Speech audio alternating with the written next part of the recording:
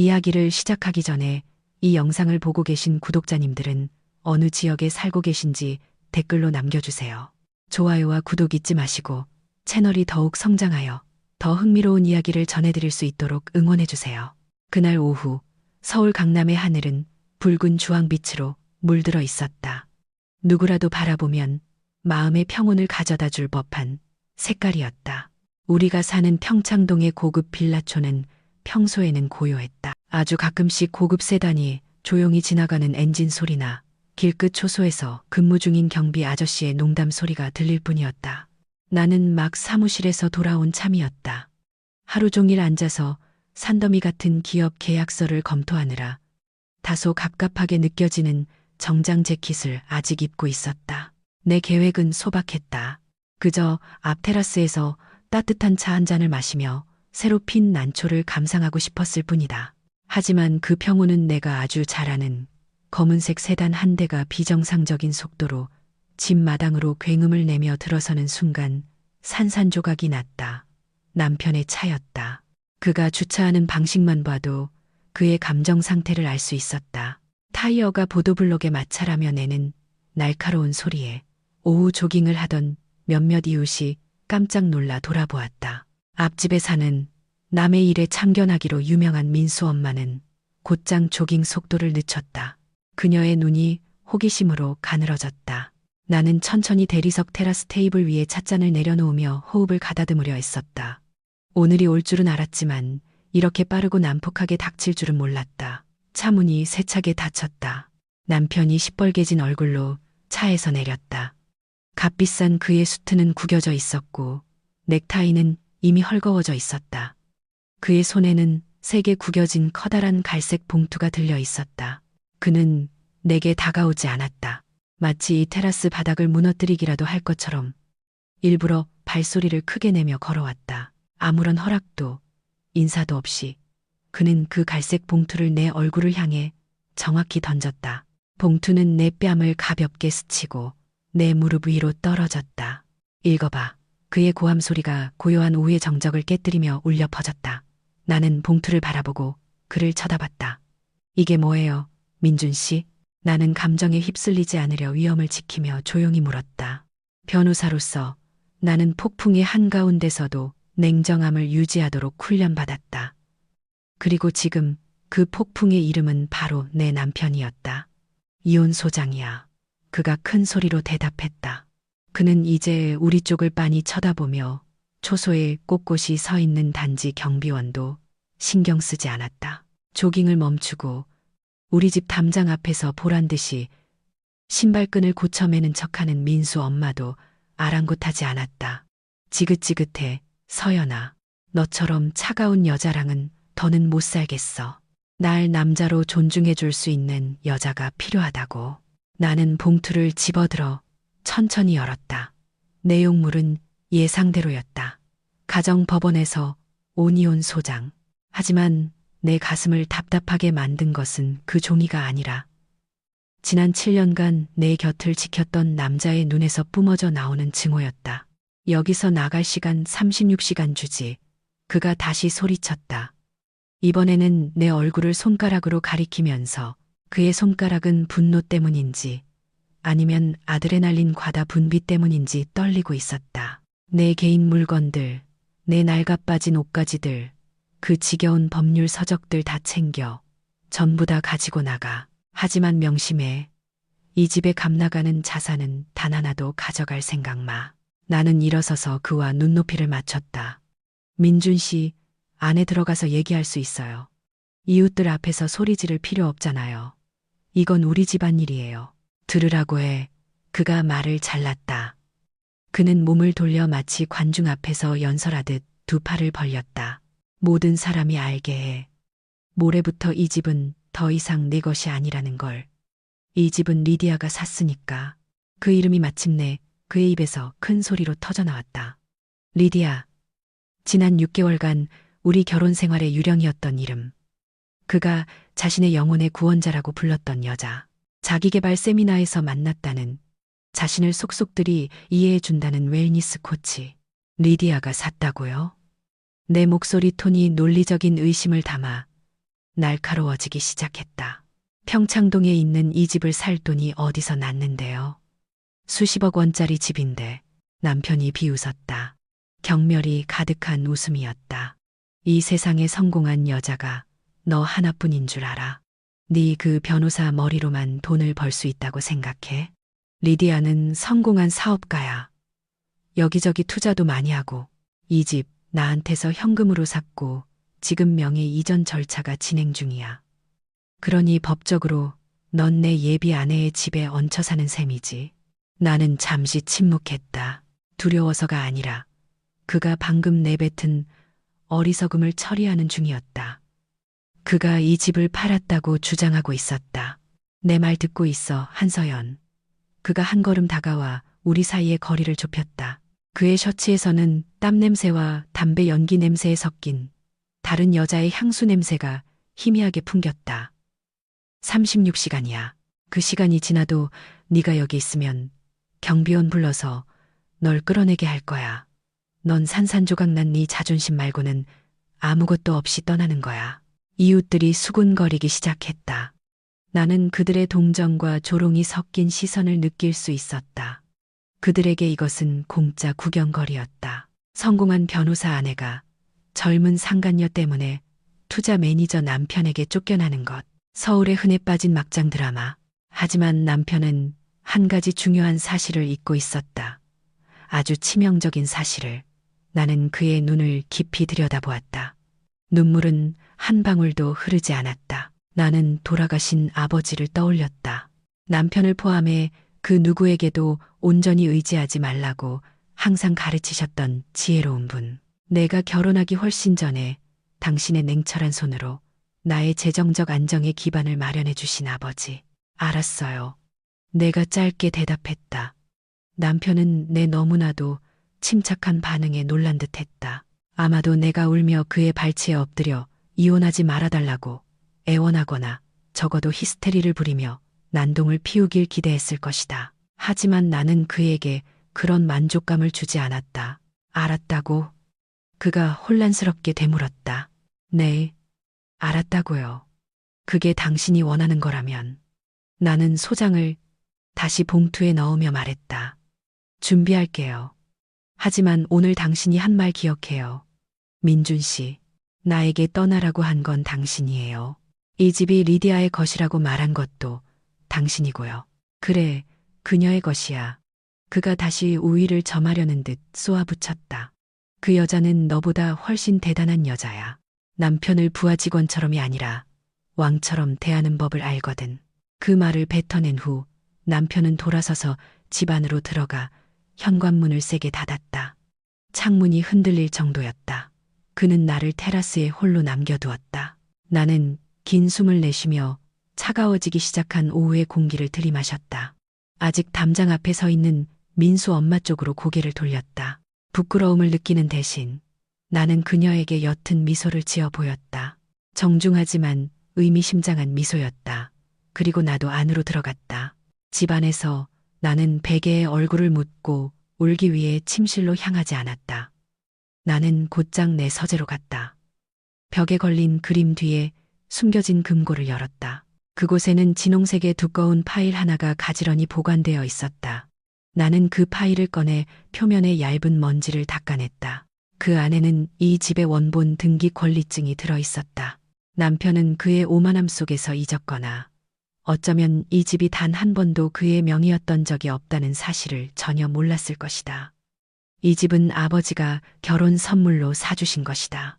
하지만 소유권은 개인 명의가 아닌 우리 가족 재단 명의로 묶여 있었다. 법적으로 남편은 단 1원도 팔 권리가 없었다. 그가 리디아와 맺은 매매 계약서에 어떤 서명을 했든 그 여자에게서 어떤 돈을 받았든 그것은 불법이며 법적으로 무효였다. 리디아가 이 집을 샀다고. 나는 고요한 서재에서 나지막이 중얼거렸다. 과연 그녀가 무엇을 산 것인지 한번 보자고. 나는 슬프지 않았다. 배신감으로 인한 아픔은 오래전에 사라졌다. 그 자리는 그들의 어리석음을 보는 즐거움으로 대체되었다. 만약 그가 계약 전문 변호사이자 부정조사 전문가의 딸을 상대로 불장난을 하고 싶었다면 그는 상대를 잘못 골랐다. 나는 짐을 싸기 위해서가 아니라 전략을 세우기 위해 금고를 다시 닫았다. 36시간은 그들을 위한 쇼의 무대를 준비하기에 충분하고도 남는 시간이었다. 남편이 욕실로 들어가는 것을 확인한 후 거칠게 틀어놓은 샤워기 물소리로 알 수 있었다. 나는 즉시 서재문을 잠갔다. 오늘 밤 나는 짐을 싸지 않을 것이다. 여행 가방 대신 내가 가장 먼저 집어든 것은 휴대폰이었다. 연락해야 할 단 한 사람, 엄마. 엄마는 뜨개질이나 막장 드라마를 보며 시간을 보내는 평범한 은퇴한 아주머니가 아니었다. 수십 년간 감사원에서 부정조사를 담당했던 전직 감사관이었던 엄마는 면도날처럼 날카로운 직감을 가지고 있었다. 단 1원의 국가 예산이라도 횡령되었다면 엄마는 반드시 찾아냈다. 그리고 이제 그 재능은 자신의 사위를 감사하는 데 쓰일 것이었다. 여보세요, 엄마. 연결되자마자 내가 인사했다. 내 목소리는 담담했지만 엄마는 즉시 무언가 잘못되었음을 알아차렸다. 그놈이 저질렀구나. 엄마는 안부를 묻거나 밥은 먹었는지 같은 서두 없이 본론으로 들어갔다. 엄마는 지난달부터 내 결혼 생활이 위태롭다는 것을 알고 있었다. 네, 테라스에서 이혼 소장을 던졌어요. 36시간 안에 나가래요. 자기 여자친구가 이 집을 샀다면서요. 내 보고는 짧고 간결하며 명확했다. 전화기 저편에서 잠시 침묵이 흘렀고 이내 경멸적인 콧방귀에 가까운 한숨 소리가 들렸다. 멍청한 놈. 원본 등기권리증이 누구 손에 있는지 잊었군. 가족재단은 매각 위임장을 발급한 적이 없어. 그는 몰라요. 엄마. 여태껏 그게 마음대로 현금화할 수 있는 부부 공동재산인 줄 알았을 거예요. 그런데 더 흥미로운 게 있어요. 그 여자친구 리디아라는 여자가 이 집을 샀대요. 현금으로 이체했다면서요. 현금 이체라고? 엄마의 목소리가 바뀌었다. 전문가적인 흥미가 섞인 톤이었다. 평창동 집을 살 수십억. 현금을 가진 사람이 유효한 법무사 없이 함부로 송금하지 않아. 네가 접근할 수 있는 그놈 계좌 정보 좀 보내봐. 엄마가 지금 바로 거래 내역을 확인해 볼게. 나는 즉시 노트북을 켰다. 남편이 모든 것을 숨기기 시작하기 전까지는 일부 가게 재정을 관리했던 아내로서 나는 여전히 공동 계좌와 그가 운영비로 자주 사용하던 예금 계좌의 인터넷 뱅킹에 접근할 수 있었다. 그가 개인 이메일 비밀번호는 바꿨지만 주 신용카드 거래 알림이 지금은 내 책상 서랍의 예비폰으로 보관된 그의 옛날 휴대폰 번호로 여전히 연결되어 있다는 사실은 잊고 있었다. 10분 만에 나와 엄마는 영상통화로 연결되었다. 화면 속 엄마의 얼굴은 진지했다. 돋보기 안경이 코끝에 걸쳐 있었다. 서연아, 3월부터 8월까지의 거래 내역 좀 봐봐. 엄마가 지시했다. 매월 5일하고 20일에 일관되게 이체된 패턴이 있어. 나는 화면의 데이터를 훑어보았다. 정말 그랬다. 정기적으로 500만 원, 1000만 원, 때로는 3000만 원까지 불어난 금액이 주식회사 리디아의 축복이라는 이름의 계좌로 이체되고 있었다. 주식회사 리디아의 축복이라. 내가 나지막에 읽었다. 회사 이름이 거물급 부동산 투자자의 것치고는 매우 신뢰가 가지 않게 들렸다. 법인 등기 확인해봐. 엄마가 지시했다. 나는 새 탭을 열어 법인 등기부등본을 확인할 수 있는 인터넷 등기소 사이트로 들어갔다. 검색 결과 없음. 그 상호는 법무부에 정식으로 등록되지 않았다. 이건 유령 회사였다. 그 계좌는 아마도 내 남편처럼 순진한 피해자들 눈에 전문적으로 보이게 하려고 회사인 척 이름을 붙인 개인 계좌일 가능성이 컸다. 유령 회사예요. 엄마, 내가 말했다. 그리고 이것 좀 보세요. 민준 씨는 거의 매주 거액의 현금을 인출했어요. 명목은 항상 클라이언트 접대나 골프 미팅이었고요. 그런데 장소를 봐. 강남, 청담동이랑 신사동 근처야. 내가 보낸 데이터를 함께 보고 있던 엄마가 덧붙였다. 그건 투자 미팅이 아니야. 비싼 데이트지. 하지만 그날 밤 우리의 가장 큰 발견은 단지 돈이 나간 것에 대한 것만이 아니었다. 우리는 리디아라는 인물 자체로 초점을 옮기기 시작했다. 리디아라는 이름과 남편이 실수로 인스타 스토리에 올렸다가 삭제했지만 내가 재빨리 스크린샷 해둔 태그 위치의 디지털 흔적을 단서로 나는 그 여왕의 인스타그램 계정을 찾아내는데 성공했다. 계정 이름은 리디아 웰네스 저니, 프로필에는 공인 웰니스 코치, 암호화폐 투자자, 풍요를 끌어당기는 삶이라고 적혀 있었다. 팔로워는 5만 명 정도로 꽤 많았지만 댓글창은 제한되어 있었다. 나와 엄마는 마치 범죄 현장을 샅샅이 뒤지는 형사처럼 그 내용을 파헤치기 시작했다. 이 사진 좀 봐, 서연아. 엄마가 태블릿 화면을 가리키며 말했다. 지난주에 발리 우붓의 고급 풀빌라에서 휴가 중인 사진을 올렸어. 캡션은 암호화폐 트레이딩으로 열심히 일한 결과라는데. 그런데 선글라스에 비친 모습을 자세히 봐. 나는 그 사진을 확대했다. 해상도가 꽤 높았다. 리디아의 선글라스에 비친 모습은 발리의 바다 풍경이 아니라 서울 강남의 아주 특징적인 국영은행 로고가 박힌 고층 빌딩이 선명하게 보였다. 이건 옛날 사진이거나 장소를 속인 거네요. 내가 결론 내렸다. 그뿐만이 아니야. 엄마가 덧붙였다. 그녀의 손가락이 능숙하게 또 다른 허점을 지적했다. 3일 전에 올린 사진에서 자랑한 에르메스 백을 봐. 나 자신에게 주는 선물이라고 했지. 그리고 6개월 전 게시물로 내려가 봐. 똑같은 가방이야. 손잡이 부분에 작은 긁힌 자국까지 똑같아. 그때는 절친 거 빌렸음이라고 캡션을 달았어. 그럼 명품들이 가짜거나 대여한 거거나 아니면 남의 걸 자기 거라고 한 거네요. 엄마의 지적은 날카로웠다. 그리고 이 게시물 패턴이 흥미로워. 매주 월요일에는 항상 서초동에서 체크인해. 수요일에는 청담동, 금요일에는 강남역에서 점심을 먹고 토요일과 일요일은 항상 비어 있거나 옛날 사진을 재탕해. 토요일과 일요일은 제 남편과 함께 있는 시간이에요. 내가 말을 이었다. 이건 웰니스 코치의 업무 스케줄이 아니에요. 서연아, 이건 로테이션 스케줄이야. 엄마의 목소리가 차갑고 치명적으로 들렸다. 이 여자는 사업가가 아니야.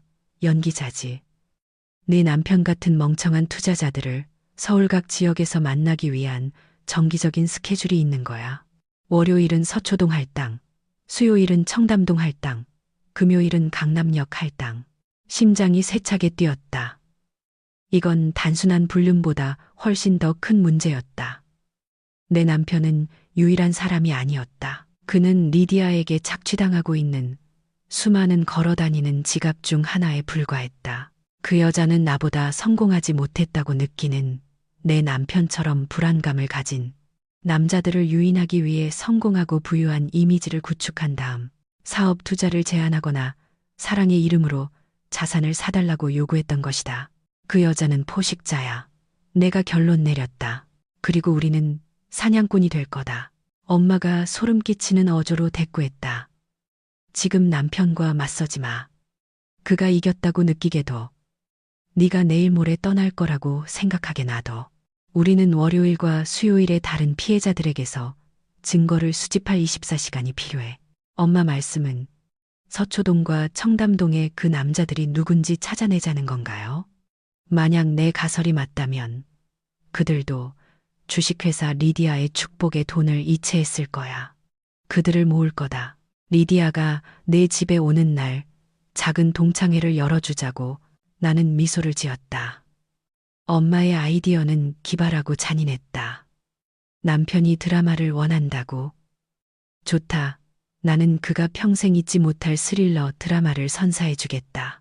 데이터를 준비할게요, 엄마. 내일 반차 내고 리디아가 서초동에 있을 때 사진 배경에 자주 등장했던 고급차의 소유주가 누군지 추적할 거예요. 좋아. 엄마는 금융정보분석원에 있는 옛 동료에게 연락해서 이 자금 흐름을 더 자세히 들여다볼게. 편안한 잠을 자기 위해서라도 말이야. 서연아, 내일 우리는 사냥을 시작한다. 통화가 끝났다. 나는 한결 가벼워진 마음으로 노트북을 닫았다. 방 밖은 조용해졌다. 남편은 아마 잠들었을 것이다. 그 여왕과 함께할 새로운 삶을 꿈꾸면서 그는 자신의 여왕이 희대의 사기꾼이고 그의 궁전은 파도에 휩쓸릴 준비가 된 모래성에 불과하다는 것을 몰랐다. 나는 침대에 누워 천장을 바라보았다.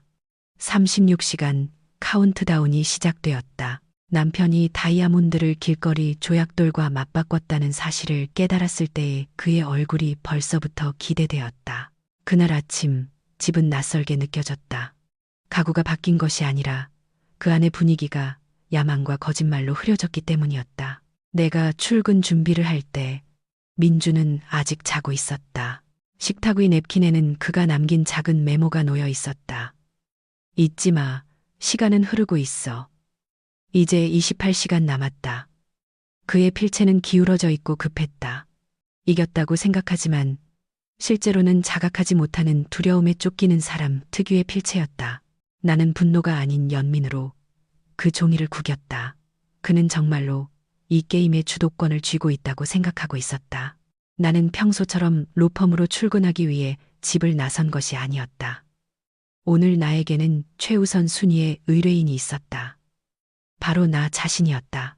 내 차는 꽉 막힌 강남의 교통체증을 뚫고 나아갔다. 목적지는 강남의 사무실 건물이 아니라 청담동에 있는 한 아티장 카페였다. 어젯밤 엄마와 내가 분석한 데이터에 따르면 오늘은 수요일이고 우리가 패턴을 해킹한 리디아의 사교 일정표상 수요일은 이 지역의 VIP 고객을 위한 날이었다. 엄마는 아침 일찍 암호화된 메시지로 추가 조사 결과를 보내주었다. 엄마의 수사 능력은 조금도 녹슬지 않은 듯했다. 민준의 계좌에서 주식회사 리디아의 축복 계좌로 흘러간 내역을 통해 엄마는 그 유령 계좌로 자금을 보낸 다른 거래 상대방들을 추적하는 데 성공했다. 그 패턴은 놀라웠다. 그 계좌는 내 남편 외에 3개의 주요 자금원에서 흘러들어온 돈을 담는 강화구와 같았다. 첫 번째 자금원은 주식회사 태산광업 명의의 법인 계좌였고 서명권자는 최태석이라는 사람이었다. 두 번째 자금원은 윤소희라는 이름의 개인 계좌였는데 그녀는 라이프스타일 잡지에 자주 얼굴을 비추는 사교계 명사였다. 그리고 가장 놀라운 세 번째 자금원은 요즘 잘나가는 물류 스타트업 창업자인 강태우와 연계된 디지털 지갑에서의 송금이었다. 나는 목표 카페에서 조금 떨어진 곳에 차를 주차했다. 커다란 선글라스를 쓰고 목 일부를 가리는 스카프를 둘렀다. 이 지역에서 한가롭게 미팅을 하는 수많은 커리어 우먼 중 한 명으로 위장했다. 심장이 세차게 뛰었다. 들킬까봐 두려워서가 아니라 증명의 아드레날린 때문이었다. 나는 약간 어두운 구석에 자리를 잡고 뜨거운 물 한 잔을 주문한 후 기다렸다. 10시 15분 불타는 듯한 빨간색 포르쉐 마칸 한 대가 카페 로비 앞에 멈춰 섰다. 발렛 직원이 서둘러 문을 열어주었다. 매우 눈에 띄는 패션 스타일의 여자가 내렸다. 가격이 서민의 한 달 식비에 달하는 국내 디자이너의 플로럴 드레스, 5m 밖에서도 가죽 질감이 다소 뻣뻣해 보이는 아마도 가품이거나 최고급 퀄리티의 대여품일 에르메스 버킨백, 그리고 얼굴의 절반을 가리는 선글라스. 리디아였다. 그녀는 오래 혼자 있지 않았다. 5분 후 또 다른 여자가 도착했다. 이번에는 더 우아한 차림이었지만 짙은 외로움의 아우라를 풍겼다. 윤소희 여사였다. 어젯밤 인스타그램 리서치로 그녀의 얼굴을 익혀두었다. 윤 여사는 2년 전 남편과 사별하고 어떻게 써야 할지 모를 막대한 재산을 상속받은 부유한 미망인이었다. 나는 귀에 이어폰을 꽂았지만 음악은 틀지 않았다. 테이블 위에 놓아둔 휴대폰의 녹음 앱에서 오디오 줌 기능을 활성화했다. 무성한 몬스테라 화분에 가려져 있었지만 내 앞에서 겨우 2테이블 떨어진 그들의 테이블을 향하도록 했다. 아, 리디아 씨, 나 정말 너무 혼란스러워. 윤 여사의 목소리가 선명하게 들렸다. 애교 섞이고 불평 가득한 목소리였다. 남편 세상 떠나고 나니까 사람들 전부 나 이용해 먹으려고만 해. 애들은 외국에서 공부하느라 바쁘고 뭔가 의미 있는 일이 필요해. 나는 숨을 죽이고 리디아의 반응을 기다렸다. 바로 그거예요. 제가 언니 곁에 있는 이유가. 소희 언니. 리디아의 목소리는 너무나 부드럽고 완벽하게 조작된 공감으로 가득 차 있었다. 그녀는 테이블 위로 윤 여사의 손을 잡았다. 우주가 우리를 만나게 한 건 우연이 아니에요. 지난주에 제가 말씀드렸던 영적부의 프로그램 기억나시죠? 언니가 어제 투자하신 자금, 제가 벌써 발리 우붓의 웰니스 리조트 프로젝트에 굴리기 시작했어요. 이건 단순한 사업이 아니에요. 언니, 이건 산업 비스임이에요. 우리처럼 지친 영혼들을 위한 치유의 공간을 만드는 거라고요. 나는 마시던 차에 살에 들릴 뻔했다. 웰니스 리조트?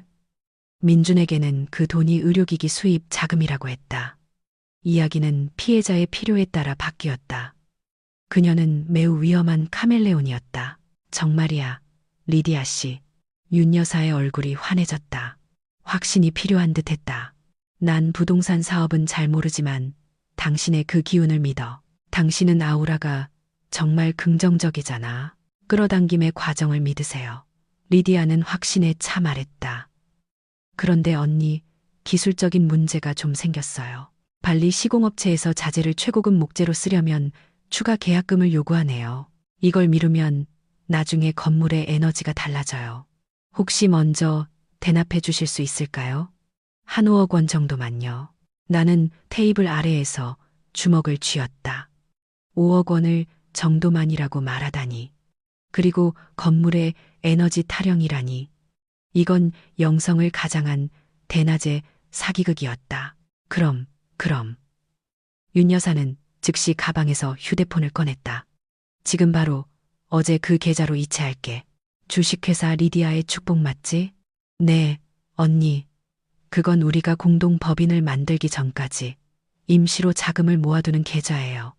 에너지 감사를 깨끗하게 하기 위해서요. 리디아가 눈 하나 깜빡하지 않고 대답했다. 나는 즉시 엄마에게 짧은 메시지를 보냈다. 타겟이 윤소희, 확정. 영성을 빙자한 유령 리조트 투자 사기. 현재 5억 원 이체 중. 우리는 그 돈이 사라지기 전에 빨리 움직여야 했다. 그 만남 후 리디아는 윤 여사와 헤어졌다. 하지만 그녀는 집으로 가지 않았다. 길 건너편 쇼핑몰로 자리를 옮겨 명품 부티크에 들어갔고 1시간 뒤 커다란 쇼핑백 2개를 들고 나왔다. 그녀의 행동으로 보아 다른 사람과 다정한 톤으로 통화 중이었다. 네, 최 이사님. 지금 이사님 셔츠 사러 왔어요. 이사님이 좋아하시는 걸로요.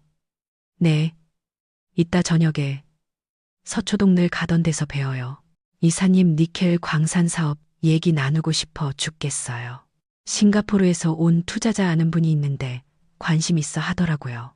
나는 속으로 메모했다. 최태석 광산업체 대표. 월요일이 그의 차례지만 긴급한 안건이 생겨 리디아가 오늘 보너스 만남을 제공하는 모양이었다. 아마도 가짜 싱가포르 투자자를 미끼로 더 많은 돈을 뜯어내려는 속셈일 것이다.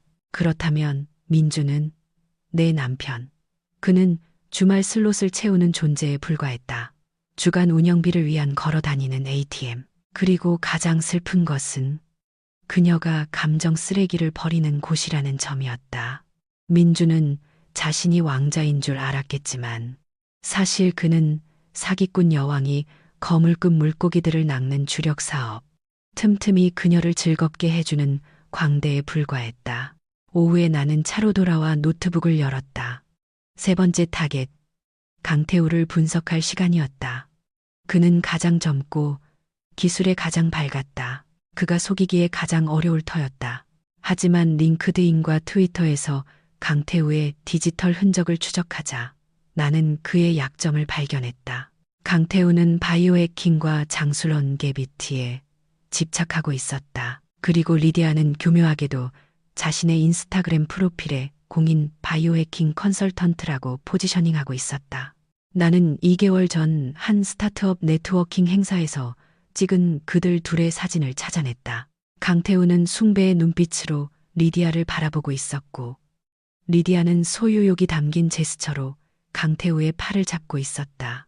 강태우의 계정에 올라온 사진 캡션은 이랬다. 미래의 헬스케어 유니콘을 함께 만들어갈 주파수가 맞는 파트너를 찾았다. 그랬구나. 리디아는 피해자들이 가장 갈망하는 꿈을 팔았다.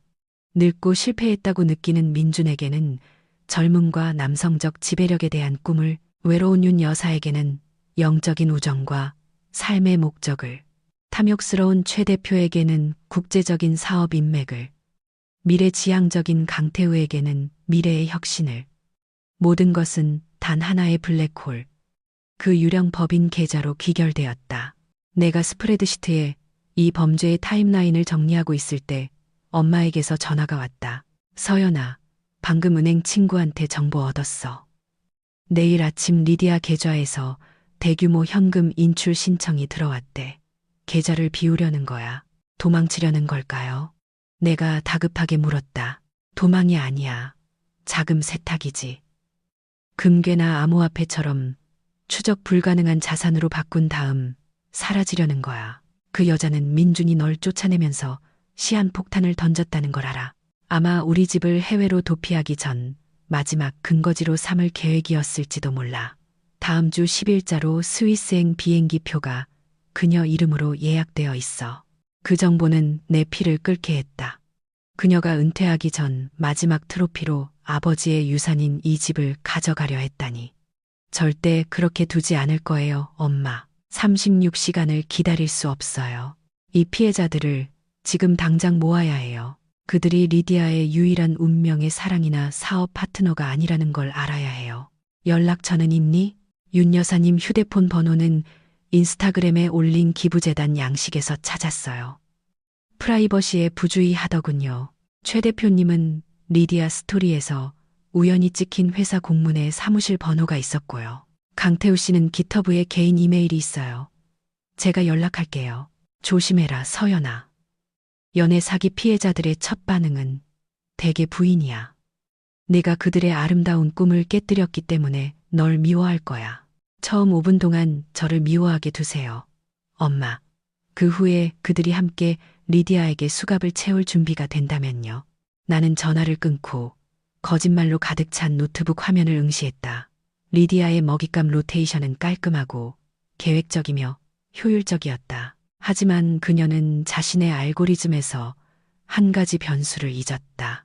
바로 부정조사 전문가의 유전자를 가진 기업 변호사인 본처였다. 이 로테이션은 오늘부로 멈출 것이다. 나의 첫 번째 단계는 법원이 아닌 피해자들의 양심의 법정을 위한 사건 파일을 만드는 것이었다. 나는 모든 증거를 간결하지만 치명적인 하나의 PDF 파일로 정리했다. 내용은 간단했다. 세 사람 모두에게서 리디아의 계좌로 들어간 자금 흐름을 보여주는 엄마가 만든 엑셀표. 그리고 그 돈이 약속된 투자가 아닌 명품 쇼핑에 어떻게 쓰였는지를 보여주는 리디아의 인스타그램 사진들을 나란히 배치했다. 또한 리디아의 동선 타임라인도 포함했다. 월요일은 서초동, 수요일은 청담동, 금요일은 강남역, 토요일과 일요일은 평창동. 이메일 제목은 도발적이면서도 공식적으로 만들었다. 긴급 주식회사 리디아의 축복 투자 자금 부정조사. 폰지 사기 정황. 나는 오후 2시에 윤소희, 최태석, 강태우의 개인 이메일로 동시에 발송했다. 그리고 기다렸다. 5분, 10분. 내 휴대폰이 진동했다. 모르는 번호로부터 걸려온 전화였다. 여자 목소리, 틀림없이 윤 여사였다. 여보세요. 누구신데 이렇게 무례하게 스팸 메일 같은 걸 보내시죠?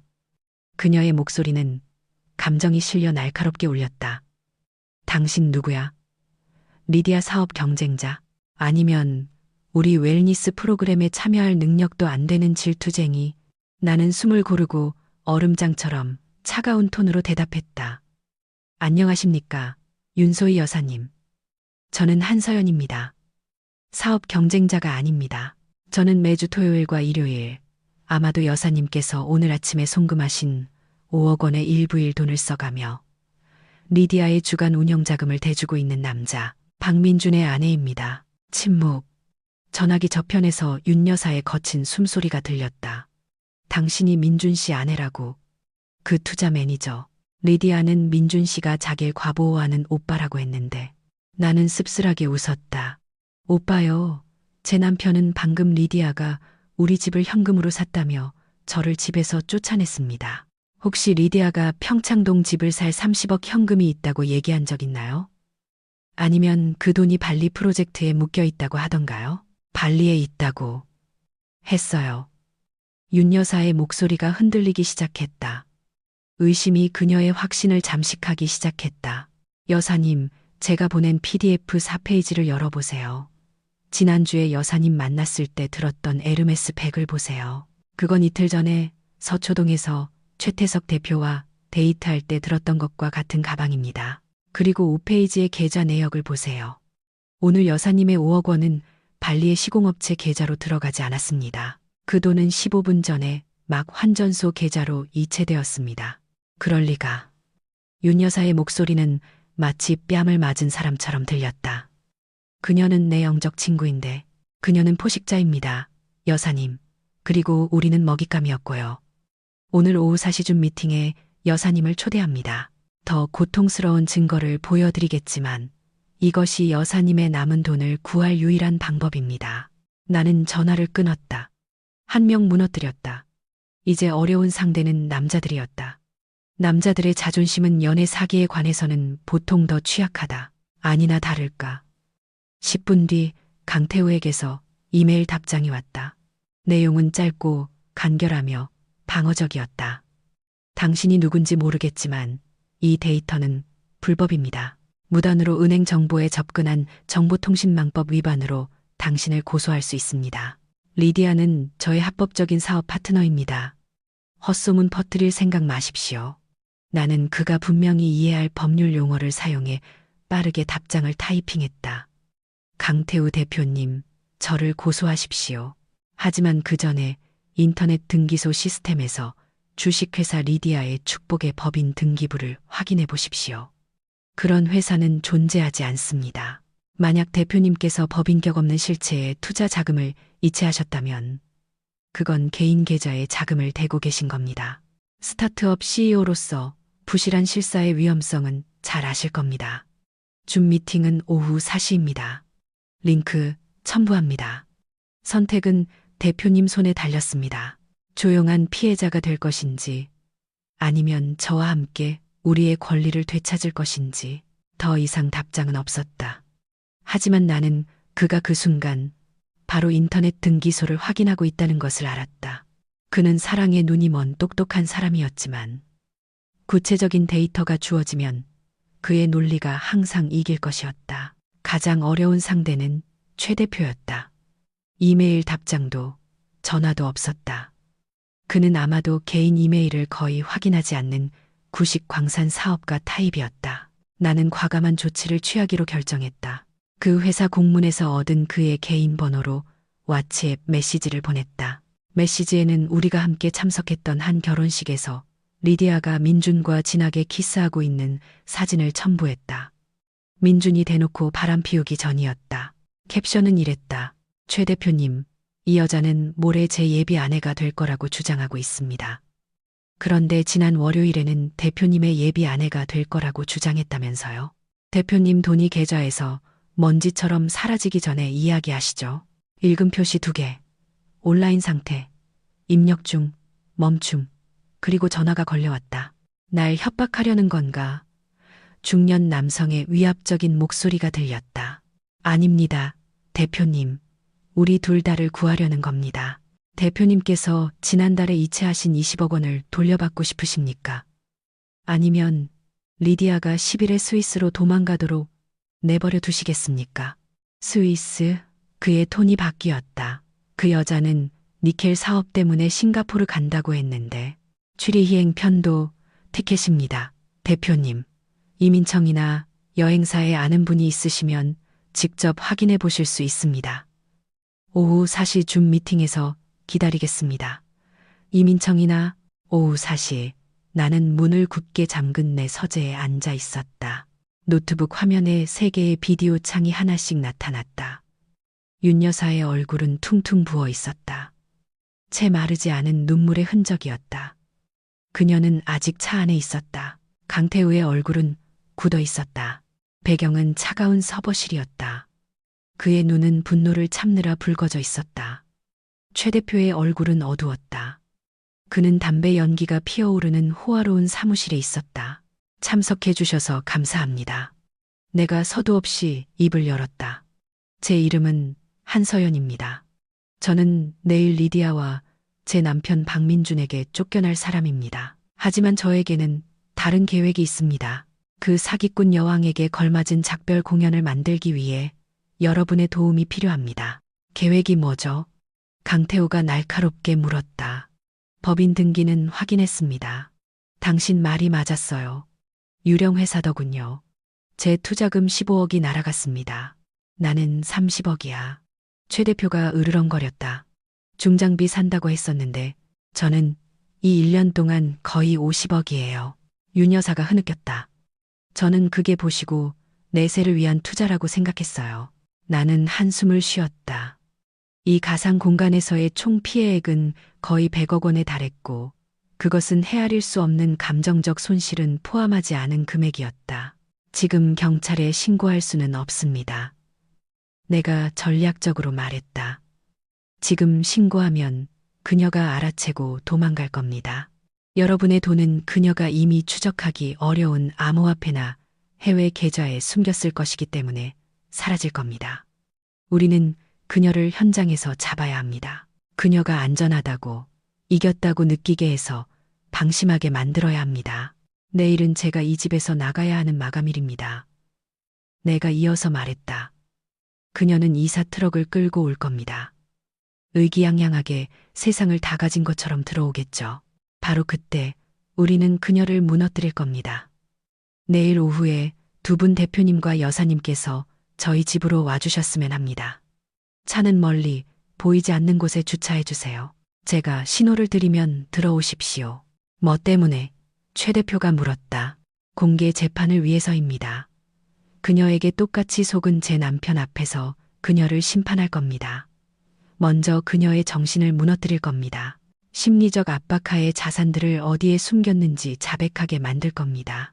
그리고 그 후에 나는 차갑게 미소 지었다. 윤 여사님, 리디아가 자주 타고 다니는 흰색 알파드 차량이 사실 여사님 명의라고 들었습니다. 윤 여사가 눈물을 닦으며 고개를 끄덕였다. 네, 자기 차가 정비소에 들어갔다며 빌려갔어요. 그런데 3개월째 돌려주지 않고 있어요. 자동차 등록증과 소유권 증명서는 아직 저한테 있고요. 좋습니다. 그게 우리의 무기입니다. 그녀가 도망칠 수 없게 만들 겁니다. 최 대표님, 혹시 조용히 체포를 진행할 만한, 믿을 만한 경찰 강력계 인맥이 있으십니까? 조카 녀석이 강남경찰서 형사과장으로 있습니다. 최 대표가 대답했다. 훌륭합니다. 그에게 연락해서 내일 오후 5시에 저희 단지 경비 초소에서 대기하라고 해주십시오. 4일에는 켜지 말고요. 강태우 대표님, 나는 그 젊은이의 화면을 바라보았다. 대표님의 임무가 가장 중요합니다. 그녀의 암호화폐 지갑을 추적할 수 있겠습니까? 거래소 로그인에 사용한 이메일 주소와 휴대폰 번호가 있습니다. 강태우가 섬뜩한 미소를 지었다. 데이터 주시죠. 이 시간 안에 자금 흐름이 어디로 갔는지 알아낼 수 있고 만약 국내 거래소를 썼다면 사기를 이유로 친구에게 부탁해 계정을 동결시킬 수 있습니다. 완벽합니다. 내가 회의를 마무리하며 말했다. 이 연합은 공식적으로 결성되었습니다. 우리의 복수는 단순한 감정이 아닙니다. 이것은 정의를 구현하는 작전입니다. 준비하십시오. 내일 우리는 평창동의 여왕을 무너뜨릴 것입니다. 나는 부풀어 오르는 만족감과 함께 줌 통화를 종료했다. 상처 입은 마음 연합이 결성되었다. 그들은 더 이상 우는 피해자가 아니었다. 그들은 상처 입고 반격할 준비가 된 늑대들이었다. 방 밖에서 나는 민준이 전화 통화를 하며 크게 웃는 소리를 들었다. 걱정 마. 자기야. 내일이면 이 집은 우리 거야. 그 딱딱한 변호사는 지금 자기 고물들 챙기느라 바쁠걸. 웃어라 민준 씨. 오늘 실컷 웃어도 내일이면 당신은 피눈물을 흘리게 될 테니까. 당신은 이 문 뒤에서 당신의 아내가 방금 당신의 환상을 산산조각 낼 전쟁 부대를 결성했다는 사실을 모르고 있었다. 남편이 내게 준 36시간이 마침내 끝났다. 거실 벽시계는 정확히 오후 5시를 가리켰다. 바깥의 강남 하늘은 먹구름이 짙게 깔려 있었다.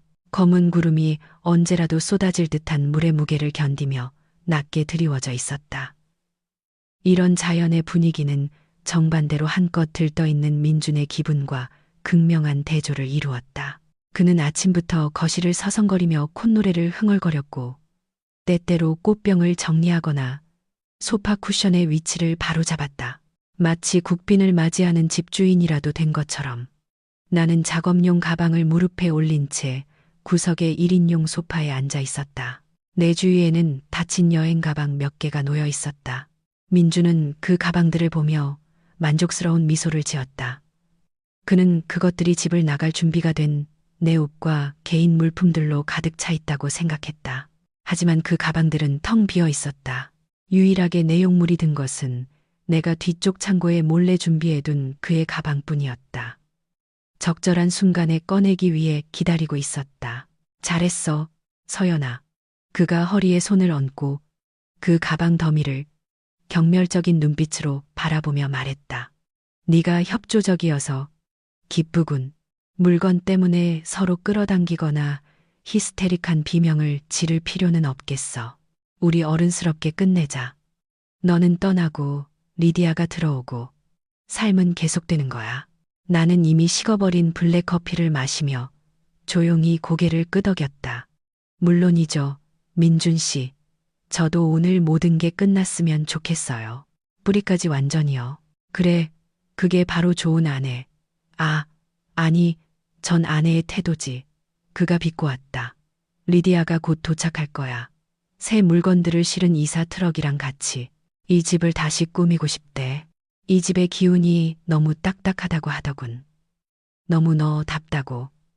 좀 더 젠젠하고 유연한 플로이 분위기를 원해. 나는 리디아가 자주 팔아먹던 그 공허한 용어들을 듣고 웃음을 참았다. 그녀가 이 집의 기운과 잘 맞았으면 좋겠네요. 내가 담담하게 대답했다. 얼마 지나지 않아 대문 앞에서 자동차 경적 소리가 들렸다.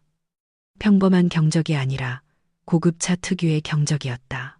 민주는 즉시 자리에서 벌떡 일어나 마치 아이스크림 장수를 맞이하는 어린아이처럼 현관문으로 달려갔다. 나는 천천히 일어나 재킷을 정리하고 훨씬 더 여유로운 걸음걸이로 그의 뒤를 따랐다.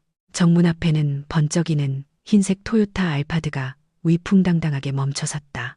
창문은 짙게 선팅되어 있어 바깥 세상의 시선으로부터 탑승자의 사생활을 지켜주고 있었다. 그 뒤에는 이사 서비스라고 쓰인 중간 크기의 박스 트럭이 들어올 차례를 기다리는 듯했다. 알파드의 조수석 문이 자동으로 열렸다. 여왕이 내렸다. 리디아는 몸매를 완벽하게 감싸는 아이보리색 점프수트를 입고 있었다. 넓은 책모자와 커다란 선글라스와 함께. 날씨가 흐렸음에도 불구하고 그녀는 자신이 밟는 땅이 우리 집 보도블록이 아닌 레드카펫인 양 걸어 내려왔다. 자기야. 민준이 두 팔을 활짝 벌리며 외쳤다. 리디아는 환하게 웃으며 선글라스를 벗고 민준의 품에 바로 안겼다. 그들은 내 눈앞에서, 훔쳐보는 단지 경비원 앞에서, 그리고 지루해 보이는 트럭 운전사 앞에서 서로를 꼭 껴안았다. 역겨운 광경이었지만 조금만 더 참아야 했다. 드디어 우리 집이네. 리디아가 애교 섞인 목소리로 외쳤다. 그녀의 눈이 아버지의 유산인 이 집의 외관을 훑었다. 이 앞 정원에 대한 아이디어가 정말 많아, 자기야. 전부 발리 열대 식물로 바꿔서 에너지를 더 긍정적으로 만들자. 내 여왕님을 위해서라면 뭐든지. 민준이 리디아의 정수리에 입을 맞추며 대답했다. 리디아의 시선이 이윽고 문가에 조용히 서 있는 나에게 닿았다. 그녀의 미소는 얇지만 날카로운 승리의 미소로 바뀌었다. 그녀는 민준의 포옹에서 벗어나 나에게 다가왔다. 그녀의 걸음걸이는 자신감으로 가득 차 있었다. 마치 칼 한 번 휘두르지 않고 이 전쟁에서 이긴 것처럼. 안녕하세요, 서연 씨. 그녀가 일부러 친절하게 만든 목소리로 인사했다. 좀 서두르는 것처럼 보였다면 미안해요. 하지만 민준 씨가 상황은 설명했을 거라고 생각해요. 이건 사업 문제고, 마음 문제이기도 하죠. 서연 씨가 순순히 받아들여 주길 바라요. 사기꾼의 입에서 나온 순순이라는 단어는 금색이 가장 아이러니한 농담처럼 들렸다. 나는 그녀의 눈을 깊이 들여다보았다. 그곳에는 탐욕의 빛이 서려 있었다. 두꺼운 화장과 거짓으로 덮인 탐욕. 안녕하세요, 리디아 씨. 내가 차분하게 대답했다. 사과할 필요 없어요. 비즈니스는 비즈니스잖아요. 저도 매매의 개념은 이해해요. 만약 이 집이 정말 당신 것이 되었다면 제가 떠나야 하는 건 당연하죠. 리디아 뒤에 서 있던 민주는 자랑스러워 보였다. 들었지, 리디아? 서연이도 자기 분수를 알잖아. 변호사니까 법을 알지. 자기가 졌다는 걸 아는 거야. 그럼 됐네요. 리디아가 머리를 쓸어 넘겼다. 그렇다면 지금 그 가방들 좀 들어주시겠어요? 제 물건 실은 트럭이 들어와야 하거든요. 제 새 물건들이 서연 씨의 낡은 에너지랑 섞이는 건 싫어서요. 나는 옅은 미소를 지었다. 잠깐만요. 제가 떠나기 전에 우리가 해야 할 인수인계 절차가 있어요. 변호사로서 마지막 상태에 대한 명확한 확인 없이 자산을 그냥 두고 갈 수는 없어요. 여러분이 서명해야 할 서류가 몇 가지 있어요.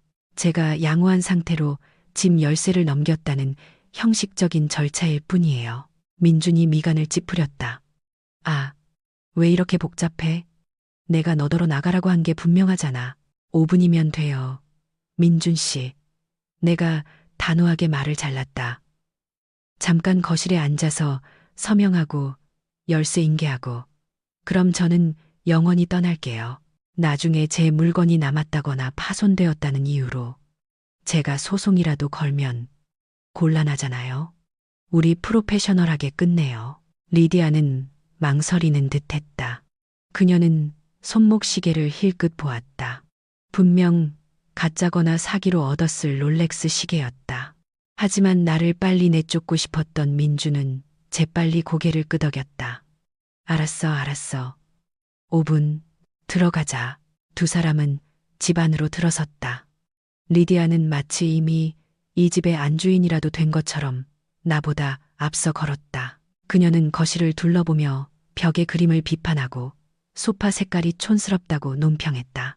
민주는 콧뚜레 담소처럼 그녀의 모든 잔소리에 그저 동의할 뿐이었다. 나는 그들을 벽에 걸린 65인치 평면 TV를 마주보는 긴 소파에 앉도록 안내했다. 그들 앞에 커피 테이블에는 닫힌 상태로 TV와 HDMI 케이블로 연결된 내 노트북과 영화관급 음질의 블루투스 스피커를 준비해 두었다. 서류는 어딨어? 민준이 리디아의 어깨를 감싸 안으며 참을성 없이 물었다.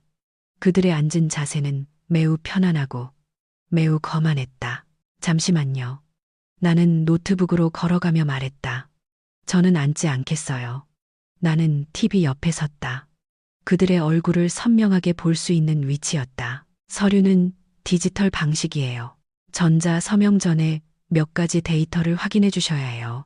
요즘 세상은 정말 최첨단이네요. 그렇죠. 언니? 리디아가 비꼬는 투로 말했다. 하지만 안타깝게도 언니의 그 최첨단 기술도 언니 남편이 머물게 하지는 못했네요. 나는 노트북을 열었다. 그들 앞에 TV 화면이 켜지며 표준 파란색 바탕화면이 나타났다. 리디아 씨, 내 목소리 톤이 바뀌기 시작했다. 법정에서 재판을 시작할 때처럼 더 무겁고 공식적인 목소리로 제가 이 집 열쇠를 넘기기 전에 한 가지 확인하고 싶습니다. 당신은 이 집을 당신 자신의 돈, 웰니스 사업과 암호화폐 투자로 번 돈으로 샀다고 확신하나요? 리디아가 작게 웃으며 민준을 돌아보았다. 거봐, 이 여자 아직도 내가 부자인 걸 안 믿잖아. 네, 서연 씨, 깨끗한 현금으로요. 좋습니다. 내가 말했다. 그렇다면 당신 사업 성공의 증인들을 모셔보도록 하죠. 나는 엔터 키를 눌렀다. 대형 TV 화면의 줌줌 애플리케이션이 열렸다. 우리 집의 초고속 인터넷 연결은 즉시 고해상도의 비디오 그리드를 띄웠다. 그곳에는 리디아에게는 매우 익숙하지만 민준에게는 낯선 얼굴들이 나타났다. 분노를 참느라 시뻘개진 최태석 대표의 얼굴. 퉁퉁 부었지만 시선은 날카로운 윤소희 여사의 얼굴. 차갑고 치명적인 강태우 대표의 얼굴. 그리고 또 한 사람, 옛 공무원 제복을 입고 돋보기 안경을 쓴 채 서류 뭉치를 들고 있는 우리 엄마 박 여사님의 얼굴. 리디아의 얼굴에서 미소가 순식간에 사라졌다. 그녀의 얼굴은 바른 파우더보다 더 하얗게 질렸다. 그녀의 눈은 마치 유령을 본 것처럼 TV 화면을 향해 휘둥그레졌다. 방금 전까지 민준의 허벅지를 잡고 있던 손은 이제 떨면서 입을 막기 위해 올라갔다. 누구야, 저 사람들. 민준이 화면과 나를 번갈아 보며 혼란스럽게 물었다. 서연아, 이게 무슨 짓이야? 이 사람들은 누구냐고. 나는 민준에게 대답하지 않았다. 나는 리디아를 똑바로 쳐다보았다. 들어오시죠. 초대받지 않은 손님 여러분. 우리 여왕님께서 옥좌에 앉으셨습니다. 방금 전까지 오만함으로 가득 찼던 거실의 분위기는 이제 섬뜩한 법정으로 변했다. 집 밖에 폭풍이 시작되었다. 빗방울이 유리창을 때렸다. 분명 파멸을 향해 질주하고 있을 리디아의 심장 박동과 박자를 맞추는 듯했다. 섬뜩한 침묵이 몇 초간 거실을 감쌌다. 스피커에서 나오는 정적인 소음과 민준의 숨소리만이 들렸다.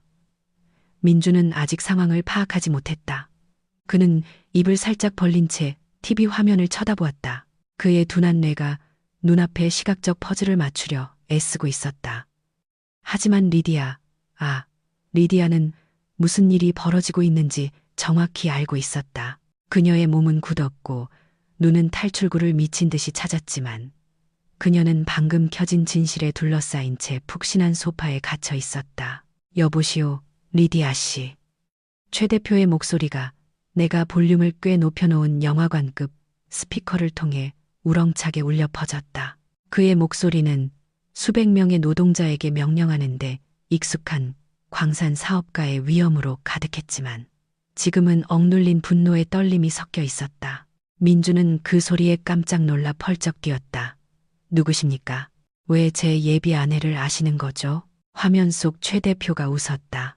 건조하고 섬뜩한 웃음이었다. 당신 예비 아내? 오, 그럼 오늘은 당신의 예비 아내가 될 차례였나 보군. 지난 월요일에는 내 개인 계좌로 니켈 광산 운영 자금 30억 원을 입금하고 나면 내 아내가 되겠다고 약속했었는데. 민준의 얼굴이 잿빛으로 변했다. 그는 삐걱거리며 리디아 쪽으로 고개를 돌렸다. 리디아, 이게 무슨 소리야? 니켈 광산이라니. 리디아는 허둥지둥했다. 식은땀이 관자놀이에 맺히기 시작했다. 아니에요, 자기. 그분은 사업 고객인데 오해하신 거예요. 오해는 무슨 놈의 오해? 최 대표 옆 비디오 창에서 윤 여사가 소리쳤다. 평소 우아하던 사교계 명사의 얼굴은 이제 감정으로 가득 차 있었다.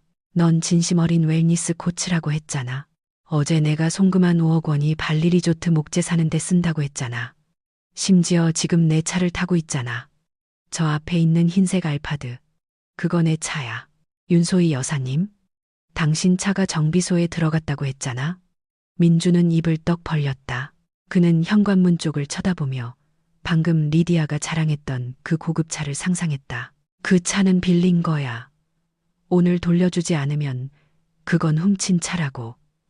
윤 여사가 다시 쏘아붙였다. 자산 횡령으로 이미 경찰에 신고했어. 리디아는 자리에서 일어나려 했다. 이건 함정이야. 한서연, 너 미쳤어? 이 사람들을 돈으로 매수해서 날 모함하는 거지. 앉아. 내가 소리쳤다. 내 목소리는 크지 않았지만 협상실에서 사용하던 명령조의 톤에 리디아는 반사적으로 다시 주저앉았다. 재판은 아직 끝나지 않았어. 증인이 한 명 더 남았거든. 세 번째 창에 있던 강태우가 카메라에 얼굴을 가까이 댔다. 그의 시선은 자신의 지성이 모욕당했다고 느끼는 젊은 천재 특유의 차가움으로 가득했다. 리디아 씨, 그가 비꼬는 투로 불렀다. 아니면 주식회사 리디아의 축복에 암호화폐 여왕님이라고 불러야 하나. 그 회사는 존재하지 않아요. 제가 제 스타트업 투자금 15억을 담는데 사용한 디지털 지갑을 추적해봤습니다. 당신이 얼마나 멍청했는지 아세요? 데이팅 앱 계정과 암호화폐 거래소 계정을 등록하는데 같은 이메일을 썼더군요. 당신의 디지털 흔적은 엉망진창이에요. 민준이 일어섰다. 그의 얼굴은 시뻘개졌다. 그는 마치 리디아가 전염병이라도 되는 듯 한 걸음 뒤로 물러섰다. 니켈, 스타트업 투자? 리디아, 넌 주식만 하고 부모님 유산이 있다고 했잖아. 이 집 사는데 쓴 돈 전부가 깨끗한 돈이라고 했잖아. 리디아는 울기 시작했지만 그 눈물은 가짜처럼 보였다. 민준 씨, 저 사람들 믿지 마요. 저 사람들 전부 당신 아내랑 한패예요. 서연이가 우리를 질투해서 그래요. 우리 행복을 망치려는 거예요. 행복. 내가 날카롭게 말을 잘랐다. 나는 앞으로 나아가 민준과 TV 사이에 정확히 섰다. 민준 씨, 눈을 떠요. 이 여자는 이 집을 사지 않았어요. 30억 원 난데 돈은 없어요. 그녀가 가진 돈은 이 사람들을 속여서 번 돈뿐이에요. 그리고 당신은 자기가 특별하다고 생각했어요? 당신이 그녀의 진정한 사랑이라고 생각했냐고요? 나는 화면을 가리켰다. 패턴을 보세요. 월요일은 최 대표님과 서초동에서, 수요일은 윤 여사님과 청담동에서, 금요일은 강태우 대표님과 강남역에서, 그리고 토요일과 일요일은 당신은 그냥 주말 담당이에요. 민준 씨, 당신은 그녀가 저 세 사람에게서 사기친 돈을 쓰면서 쉬는 휴식처일 뿐이라고요. 민준은 나를, 그리고 이제 고개를 숙여 얼굴을 가린 리디아를 번갈아 보았다. 리디아, 대답해. 정말 이 집을 산 거야? 리디아는 말이 없었다. 그녀의 울음소리만 더 커졌다. 대답해. 민준이 소리쳤다. 그의 목소리가 갈라졌다. 그는 리디아의 어깨를 잡고 거칠게 흔들었다. 송금 증명서는 어디 있어? 매매 계약서는? 법무사가 다 처리했다고 했잖아. 없어요, 민준 씨. 내가 리디아를 대신해 대답했다. 그녀는 이 집을 산 적이 없어요. 원본 등기 권리증은 여전히 제 금고에 가족재단 명의로 안전하게 보관되어 있어요. 그녀는 단지 여기에 들어와서 나를 쫓아내고 10일에 스위스로 도망가기 전에 이 집을 은신처로 삼으려 했을 뿐이에요. 그렇죠. 리디아가 얼굴을 들었다. 그녀의 시선은 나에 대한 증오로 가득했다. 그녀의 순진한 가면은 산산조각 났다. 악마 같은 년. 그녀가 금장거렸다. 나는 악마가 아니야. 내가 차분하게 대답했다. 나는 변호사고. 그리고 이분은. 나는 이제 전체 화면으로 나타난 엄마의 얼굴이 있는 TV 화면을 가리켰다. 이분은 당신의 죄악 대차대조표를 감사한 감사관이시다. 엄마가 차분하게 말했지만 그녀의 말 한마디 한마디는 망치질 같았다. 리디아, 본명 김미영. 당신의 주민등록 정보는 허위이고 사업자 등록번호는 유효하지 않아. 나는 오늘 아침 이 의심스러운 자금 흐름에 대한 조사 자료를 금융정보분석원과 경찰청 사이버수사대에 제출했다. 현재 당신의 세 개 은행 계좌는 동결되었다. 계좌 동결이라는 말을 듣자 리디아는 히스테릭하게 비명을 질렀다. 그것은 그녀에게 가장 치명적인 일격이었다. 돈은 그녀의 신이었고 이제 그녀의 신은 죽었다. 그녀는 벌떡 일어나 핸드백을 움켜쥐고 현관문으로 달려갔다. 나 갈 거야. 당신들 다 미쳤어. 그녀가 달려가며 소리쳤다. 민주는 산산조각 난 채 그 자리에 얼어붙었다. 그는 자신이 숭배했던 여자, 그 여자를 위해 충실했던 본처를 쫓아낼 만큼 헌신했던 여자가 이제 현장에서 잡힌 시궁지처럼 허둥지둥 도망가는 것을 보았다. 하지만 리디아의 탈출은 오래가지 못했다. 그녀가 현관문을 열었을 때 사이렌 소리는 들리지 않았지만 억수같이 쏟아지는 비 가운데 푸른 경광등이 번쩍이는 것이 보였다. 2대의 경찰차가 어리둥절한 이사 트럭 바로 뒤에서 출구를 막고 있었다. 리디아는 한 걸음 뒤로 물러나 다시 테라스로 들어왔다. 그녀의 얼굴은 핏기 하나 없었다. 나는 술 취한 사람처럼 비틀거리며 걷는 민준을 뒤따라 여유롭게 문 쪽으로 걸어갔다. 테라스에서 나는 리디아가 자신의 흰색 알파드에 타려고 애쓰는 것을 보았다. 그녀는 시동 버튼을 여러 번 눌렀지만 차 엔진은 켜지지 않았다. 소용없어. 내가 문가에서 말했다. 윤 여사님이 휴대폰 원격 앱으로 이미 그 차의 전기 시스템을 차단했어. GPS도 잠겨 있고 넌 어디에도 갈 수 없어. 리디아는 좌절감에 핸들을 내리쳤다. 그녀는 갇혔다. 대문 앞에서 제복을 입고 사복을 입은 몇몇 경찰관들이 마당으로 들어오기 시작했다. 그 무리를 이끌던 경찰관이 나에게 정중하게 고개를 끄덕였다. 아마도 최 대표의 지인일 것이다. 김미영, 일명 리디아 씨. 그 경찰관이 수갑을 들고 단호하게 물었다. 다중사기, 횡령 및 자금 세탁 혐의로 체포영장이 발부되었습니다. 리디아는 자신의 것이 아닌 고급차에서 끌려 나왔다. 그녀는 발버둥치고 소리치고 욕하고 울었다. 마스카라는 번졌고 머리는 헝클어졌다. 민준 씨, 나 좀 도와줘요. 민준 씨, 나 사랑하잖아. 응, 보석금 내줘요. 당신 변호사한테 전화해요. 민준은 내 옆에 서 있었다. 그의 몸은 심하게 떨리고 있었다. 그는 그 여자, 그의 꿈의 여왕이 이제 우산을 쓰고 모여들기 시작한 단지 이웃들 앞에서 흉악범처럼 뒤로 수갑이 채워져 끌려가는 것을 보았다. 그의 자존심, 그의 자아, 그의 사랑, 모든 것이 짓밟힌 젖은 먼지가 되어 무너져 내렸다. 경찰은 리디아를 순찰차에 태웠다. 그녀가 가져온 이사 트럭은 경찰의 지시에 따라 되돌아갔다. 흰색 알파드는 윤 여사에게 반환되기 전에 증거물로 압수될 것이었다. 다시 우리 집 테라스를 침묵이 감쌌다. 빗소리만이 남았다. 민준이 천천히 돌아서서 나를 바라보았다. 그의 눈은 굴욕의 눈물로 붉게 젖어 있었다. 그는 차가운 테라스 바닥에 무릎을 꿇었다.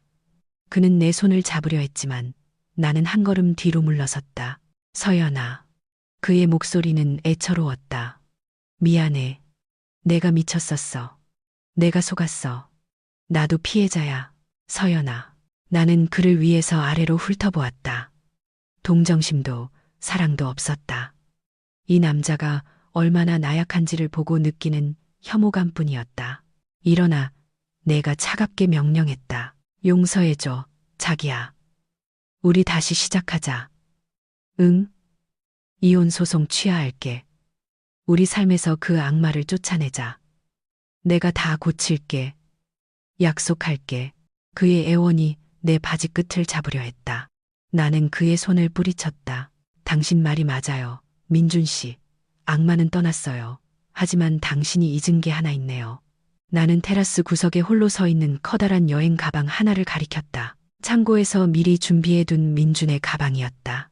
당신은 이 집이 리디아의 것이기 때문에 내가 36시간 안에 나가야 한다고 했죠. 이제 리디아는 아무것도 가진 게 없다는 게 증명됐어요. 이 집은 우리 가족 재단 소유예요. 그러니 기술적으로는 당신이 여기에 얹혀 살았던 거죠. 민준의 얼굴이 다시 하얗게 질렸다. 서연아. 하지만, 그리고 당신이 이미 이혼을 통보하고 가정법원에 소송을 접수했으니 법적 절차는 계속 진행될 겁니다. 나는 멍청하고 불성실한 남편은 필요 없어요. 나는 인생의 파트너가 필요했고, 당신은 그 자격을 충족시키지 못했어요. 나는 그 가방을 그의 쪽으로 가볍게 찼다. 당신 가방 챙겨요. 지금 당장 여기서 나가요. 나 어디서 살라고. 서연아. 내 돈 전부 리디아한테 썼단 말이야. 그가 절망적으로 애원했다. 그건 내 알 바 아니에요. 내가 돌아서서 문고리를 잡으며 말했다. 아마 감옥에 있는 리디아한테 연락해보는 게 어때요? 혹시 감방 동기가 필요할지도 모르잖아요.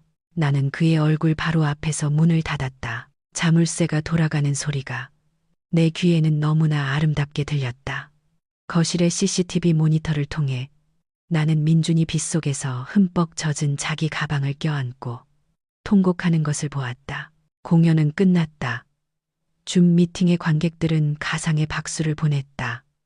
나는 만족스럽게 미소 지었다. 이 집은 다시 깨끗해졌다. 자물쇠가 돌아가는 소리는 마치 안도감을 주는 최종 판결처럼 들렸다. 밖에는 비가 더욱 거세게 내렸다. 마치 강남의 하늘이 방금 내 집 마당을 밟았던 더러운 흔적들을 지우기 위해 대대적인 정화의식을 치르는 것 같았다. 나는 잠시 닫힌 문에 기대어 참았던 숨을 골랐다. 더 이상 민준의 고함 소리도 리디아의 가짜 울음소리도 거만했던 이사트럭의 엔진 소리도 없었다. 오직 기와장을 때리는 빗방울 소리와 고요한 벽시계 소리뿐이었다. 나는 몸을 돌려 이제는 고요해진 거실을 다시 바라보았다. 여전히 켜져 있는 대형 TV 화면에는 줌 회의실의 증인들 얼굴이 충실히 기다리고 있었다. 그들은 마치 내가 이 승리의 순간을 음미할 시간을 주는 것처럼 아무 말도 하지 않았다. 하지만 나는 1시간 전보다 훨씬 가벼워진 그들의 표정을 볼 수 있었다. 나는 노트북으로 다가가 민준의 가방을 끌어낼 때 잠시 꺼두었던 마이크를 다시 켰다. 끝났습니다. 내가 나지막이 말했지만 내 목소리는 집의 오디오 시스템을 통해 선명하게 울려 퍼졌다. 그들은 떠났어요. 경찰이 리디아를 데려갔고 그는 머리 위 지붕 없이 원하던 자유를 얻었죠. 화면 속 최 대표가 긴 한숨을 내쉬었다. 그의 담배 연기가 카메라 프레임을 가득 채웠다. 감사합니다. 한 변호사님. 오늘 한 변호사님의 용기가 아니었다면 제도는 정말 제가 되었을 겁니다. 경찰서에 있는 제 조카가 방금 메시지를 보냈습니다. 리디아, 아니 김미영은 임시 구치소에 수감되었다고 합니다. 내일 아침 제가 가서 정식으로 진술서를 작성할 겁니다. 저도요. 윤 여사가 말을 이었다. 그녀의 눈은 여전히 부어 있었지만 입가에는 옅은 미소가 번졌다. 이 진실을 아는 것은 정말 고통스러웠지만 그 사기꾼의 생활비를 계속 대주는 것은 훨씬 더 고통스러웠을 거예요. 제 알파드는 경찰이 증거물로 확보했지만 적어도 차가 다른 도시로 사라지지는 않았네요. 고마워요, 서연 씨. 당신은 정말 대단한 여자예요. 어떻게 자기 집에서 자기를 쫓아내려는 상간녀 앞에서 그렇게 침착할 수 있었는지 모르겠어요. 나는 씁쓸하게 미소 지었다. 이 집이 어디 가지 않을 거라는 걸 알았기 때문이에요, 여사님. 저는 단지 그들을 땅으로 다시 내동댕이 치기 전에 잠시 꿈을 꾸게 놔뒀을 뿐이에요. 아까부터 가장 조용했던 강태우가 마침내 입을 열었다. 그녀의 암호화폐 지갑은 비어 있었습니다. 경찰이 오기 전에 제가 네트워크 트래픽을 감시했는데 서연 씨 집에 도착하기 5분 전에 자산을 익명 지갑으로 옮기려 시도했더군요. 하지만 우리가 오늘 낮에 동시에 사기 신고를 넣었기 때문에 거래소 보안 시스템이 차단했습니다. 여러분의 돈은 안전합니다. 환급을 위한 법적 절차만 기다리면 됩니다. 그 여자는 정말 프로인 척하는 아마추어였어요. 나는 고개를 끄덕였다. 이 연합은 완벽하게 작동했다. 논리로 관리된 상처 입은 마음은 폭발하는 분노보다 훨씬 더 치명적인 무기가 되었다. 네가 자랑스럽다, 서연아. 엄마의 목소리가 화면에서 부드럽게 들려와 우리 사이의 비즈니스적인 긴장을 깨뜨렸다. 엄마는 돋보기 안경을 벗고 더 이상 감사관이 아닌 어머니의 따뜻한 눈빛으로 나를 바라보았다. 너는 이 일을 품위 있게 처리했다. 아버지가 저 위에서 네가 어떻게 가문의 자산과 자존심을 지켰는지 보시고 미소 짓고 계실 거다. 아버지의 이름이 언급되자 눈시울이 뜨거워졌다. 고마워요, 엄마. 엄마의 데이터가 없었다면 저는 아마 어둠 속에서 더듬거리고 있었을 거예요. 이제 쉬어라. 엄마가 지시했다. 이줌 회의는 끄고 내일 아침에 문 잠금 장치 바꿔. 민준이가 열쇠를 안 가져갔더라도 내 마음의 평화를 위해서 그들의 에너지로부터 내 집을 정화하렴. 한 사람씩 작별 인사를 했다. 최 대표, 윤 여사, 강태우는 진심 어린 존경의 어조로 작별을 고했다.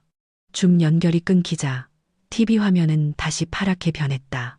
이제 나는 정말로 혼자였다. 하지만 이 고독은 외롭지 않았다. 오히려 가득 찬 느낌이었다. 통제감으로, 확신으로 가득 찼다. 나는 거실을 둘러보았다. 내 눈은 커피 테이블 위에 놓인 2개의 크리스털 잔에 꽂혔다.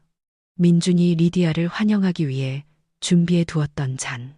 아직 채워지지 않은 잔이었다. 나는 차분한 동작으로 그 두 잔을 집어 부엌으로 가져가 쓰레기통에 던져버렸다. 씻고 싶지 않았다. 이 집에 그 여자의 도착을 축하하려는 의도로 만져진 물건이 있는 것을 원치 않았다.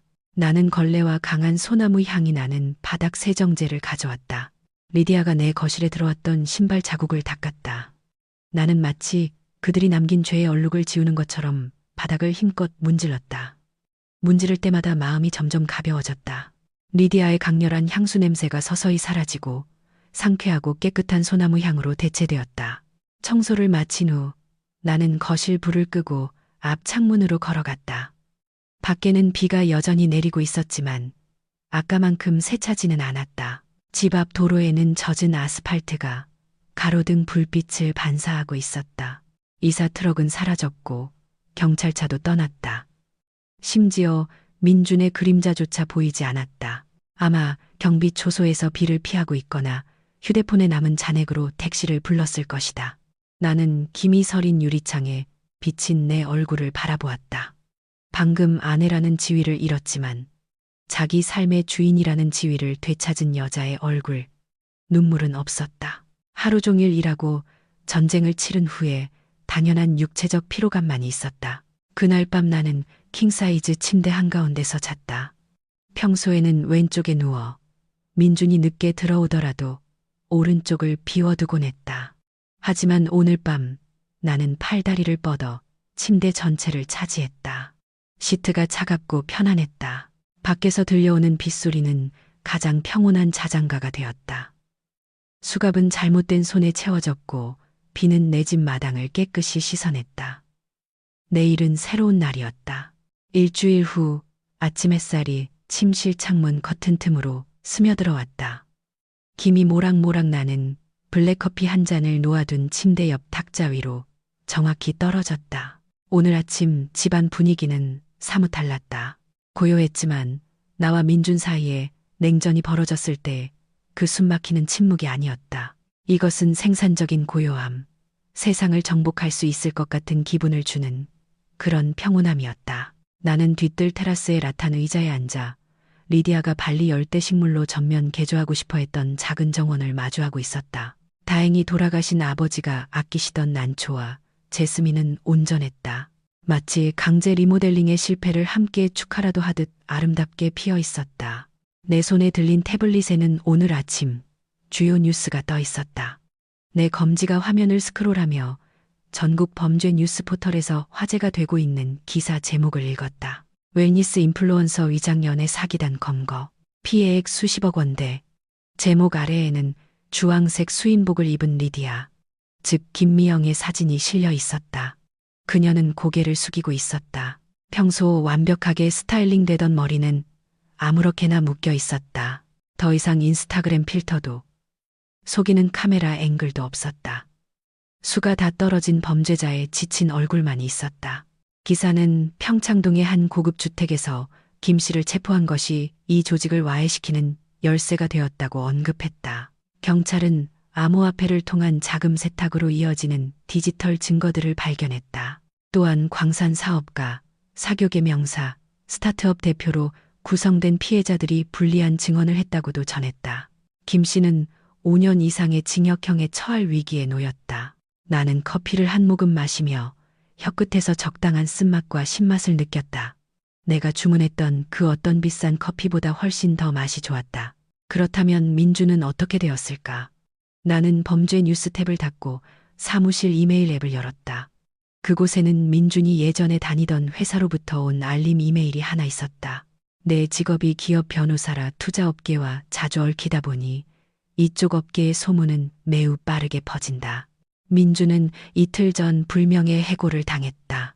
집 앞에서 체포되는 스캔들, 그가 구속되지는 않았지만 경찰 조사를 집중적으로 받은 참고인 신분이었다는 사실, 이 회사 이사회 귀에까지 들어간 모양이었다. 게다가 내부 감사 결과 지난 6개월간 그의 업무 성과가 급격히 하락했다는 사실이 밝혀졌다. 정확히 그가 리디아를 위한 걸어 다니는 ATM으로 바빠지기 시작한 시점이었다. 자신의 재정적 위험조차 관리하지 못했다는 사실이 증명되면서 투자 매니저로서의 그의 명성은 박살났다. 자기 여자친구에게 투자 사기를 당한 사람에게 누가 수십억 원의 자금을 맡기고 싶겠는가.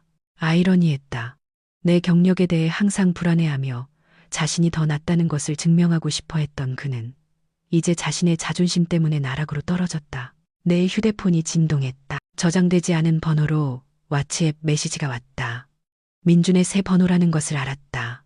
그의 옛 번호는 그를 쫓아낸 그날 밤부터 차단했으니까. 서연아, 뉴스 봤어. 리디아, 정말 나쁜 사람이었더라. 내가 정말 바보였어. 서연아, 제발 얘기할 기회 좀 줘. 나 지금 신림동 고시원에서 지내. 좁고 더워. 우리 집이 그리워. 네가 해준 밥도 그립고 잠깐 만날 수 있을까? 나는 무표정하게 그 메시지를 읽었다. 우리 집이라고 썼다. 그는 아직도 상황 파악을 못하고 있었다. 나는 답장하지 않았다. 차단 버튼을 누르고 그 메시지를 삭제했다. 비를 피할 곳이 필요할 때만 찾아오는 사람에게 응답할 가치는 없었다. 그는 더 이상 내 책임이 아니었다. 우리 이혼 절차는 법원에서 순조롭게 진행 중이었다.